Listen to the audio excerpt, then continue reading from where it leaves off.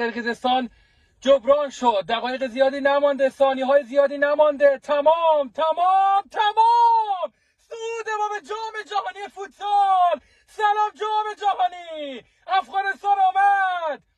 چقدر این لحظات کیف میده، چقدر این لحظات هیجان انگیز و تاریخی زیباست.